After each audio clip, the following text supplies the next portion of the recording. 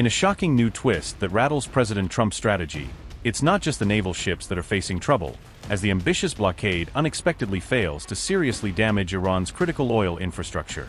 President Trump's carefully planned blockade strategy has dramatically backfired on the world stage, exposing the fact that Iran can endure the pressure from damaged oil operations for far longer than U.S. officials originally predicted.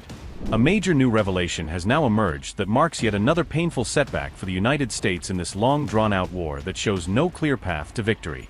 Despite all the confidence in Washington, the United States could not win this war within a single month, failed to force open the Strait of Hormuz when it tried, and now finds itself unable to successfully shut it down as part of its latest pressure campaign. In a visibly desperate move, President Trump first tries to calm tensions with cautious attempts at appeasement, then suddenly turns aggressive and issues strong threats against Iran's powerful regional ally, China, in a high-stakes bid to regain leverage. Iran could continue producing oil for up to 2 months even though its exports have been completely halted, according to a new report released late this week. The United States is currently blockading Iranian ports in an attempt to intensify pressure on Tehran and force the regime into making concessions during ongoing negotiations over a broader regional deal. However, recent maritime data suggests that cargo ships have been openly flouting the U.S. naval blockade by continuing to move in and out of Iranian waters despite the official restrictions. If the blockade is eventually enforced in a much stricter and more complete manner, Iran may still be able to withstand the economic and supply chain pressure for roughly 2 months before it begins to feel severe strain. After that 2-month window, Iran may be forced to start cutting back its oil output significantly if the U.S. blockade on its key ports remains in place without any relief or loosening of sanctions. The halting of regular exports would place steadily increasing pressure on Iran's already stretched oil storage capacity, filling up its tanks and making it harder to manage ongoing production. The blockade could prevent approximately 2 million barrels of crude oil per day from reaching Iran's main buyer, China, disrupting a major pillar of Tehran's energy export economy. If Iran is forced to shut down substantial parts of its production, those lost barrels would add to more than 12 million barrels per day of disrupted global oil supply already caused by other conflicts and sanctions around the world. These predictions were made by the well-known energy consultancy FG Nexant ECA, as reported by the international news agency Reuters on April 15. Iran currently has about 90 million barrels of crude oil stored in its domestic facilities, according to the same consultancy whose figures were cited by Reuters in its latest report. The energy consultancy company said, quote, Iran can sustain current production of around 3.5 million BPD for roughly 2 months without exports extendable to around 3 months with a modest 500,000 BPD production cut. With its exports blocked, Iran faces having to divert crude into onshore storage tanks. Once those tanks are filled, Tehran would be required to curb upstream output. Unquote. The co-founder of Energy Aspects said, quote, the blockade may not have a significant impact on Iranian production in April, but if it continues into May then output would need to be reduced substantially. Unquote.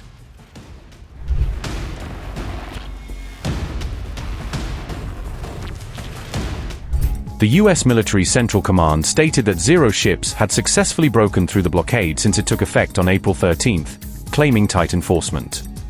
CENTCOM also said that at least 10 ships had been intercepted or redirected within the first 48 hours of the blockade, underscoring an active enforcement posture. However, maritime tracking data has appeared to contradict the U.S. military's claims, according to a report in the Times of Israel. April 14 tracking data showed that at least 3 ships sailing from Iranian ports had already crossed the Strait of Hormuz despite the blockade, the report noted. Those 3 vessels were part of a group of 7 ships that have been recorded crossing the Strait of Hormuz since the blockade began, suggesting some level of leakage. Some vessels that initially took that route later turned back, as reported by the Times of Israel, indicating both uncertainty and attempts to avoid confrontation.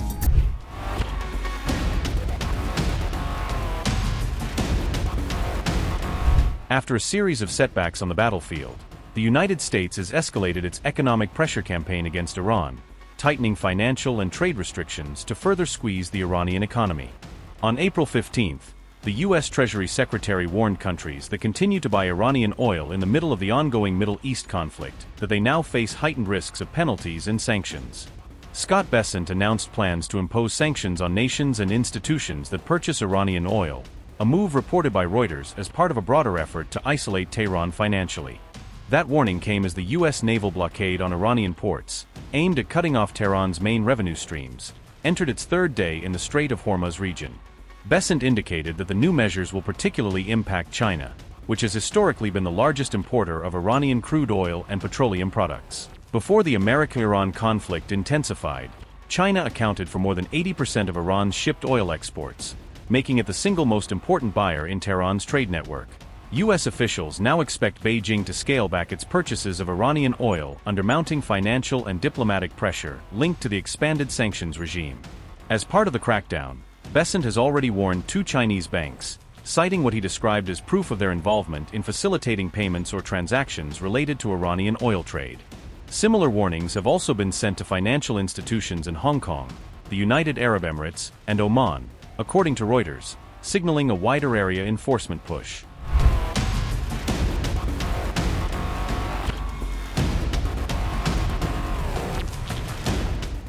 Amid the simmering tensions in the region that have been building for weeks, Iran has reached out directly to China through high-level diplomatic channels to urgently discuss the implications of the ongoing U.S. naval blockade in key strategic waters. In a stark warning during these discussions, Iran explicitly cautioned China about the highly dangerous and far-reaching consequences that could arise from what they describe as provocative U.S. military action specifically in the Hormuz Strait. According to recent reports from reliable sources, Iran's Deputy Foreign Minister Abbas Araghchi held an important phone conversation with his counterpart, Chinese Foreign Minister Wang Yi, to address these pressing regional security concerns. The specific details and key highlights of this significant conversation between the 2 diplomats were exclusively revealed in a detailed Al Jazeera report that was published on April 15. During the call, Araghchi clearly stated that the aggressive U.S. positioning and military deployments in this vital international waterway would inevitably lead to a highly complicated and potentially explosive situation for all parties involved. The Iranian minister went on to emphasize with strong conviction that such provocative military movements by the U.S. in the area pose a direct and serious threat not just to immediate interests but to the broader regional stability across the Middle East. In his response during the phone discussion, as noted in the report, China's Foreign Minister Wang Yi praised the remarkable resilience and steadfast determination of the Iranian people in the face of these mounting external pressures. Wang Yi also reaffirmed with clear assurance Beijing's unwavering readiness and commitment to assist Iran in advancing constructive diplomatic efforts aimed at de-escalating the current crisis. This critical diplomatic call between Iran and China took place on the very same day that U.S. President Donald Trump publicly announced his intention to reopen and secure the Strait of Hormuz amid escalating naval tensions. Trump said, quote, "China is very happy that I am permanently opening the Strait of Hormuz. I am doing it for them, also, and the world. This situation will never happen again. They have agreed not to send weapons to Iran. President, she will give me a big, fat hug when I get there in a few weeks. We are working together smartly, and very well. Doesn't that beat fighting? But remember, we are very good at fighting, if we have to, far better than anyone else."